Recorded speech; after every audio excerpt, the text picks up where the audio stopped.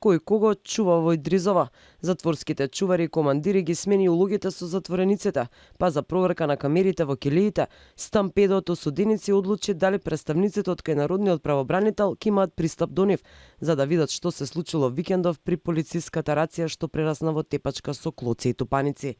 За не цела недела, не само што затворските стражари на два пати беа немокни да ги спречат затворениците да дадат отпор при проверки, туку напротив, членовите на наркоклановите се однесуваат како да се Пабло Ескобар зад решетките во Идризова. Хаосот и корупцијата во затворот е тема стара со децени, а уште постара енигма е кој дозволува внесување на дрога и оружје и кој замижува пред пропустите на затворската контрола. Што се случува е само последица на она што се случува во правосудството, зашто и до сега пишувавте, има многу прашања по однос на конкретни предмети.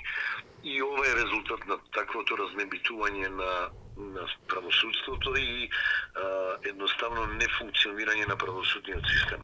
Дел од правната фела е зачудена од однесувањето на обвинителството, кое не сака да ја исчисти испреплетената мрежа од изнуди, уцени и корупција.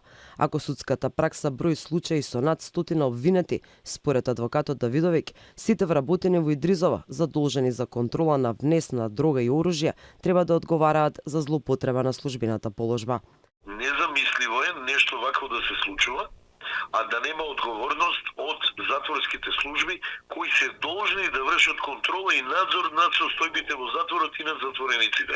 Ако ништо друго, обвинителството многу пати се сеќавате на предметот со Калдрман, Змиско око, каде што луѓе кои беа задолжени да вршат контрола на наплатните рампи и инкасантите, одговараа за тоа што не ја вршеле својата служба, односно не ги обавувале своите работни задачи.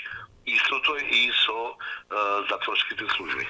Лошата инфраструктура на затворот и блиската соработка меѓу вработени и затвореници дозволуваат во затворот Идризово да царува корупција, а дел од осудениците да се однесуваат како вистински наркобосови, брифираат извори за Алфа. Многобројните полициски раци и претреси на келиите резултираат со постапки против осуденици, а никогаш против вработени во Идризова. Неодамна, обвинителството за организиран криминал отвори истрага за корупција и изнуда против неколкумина вработени во затворот. За сега детали не се соопштуваат во интерес на истрагата.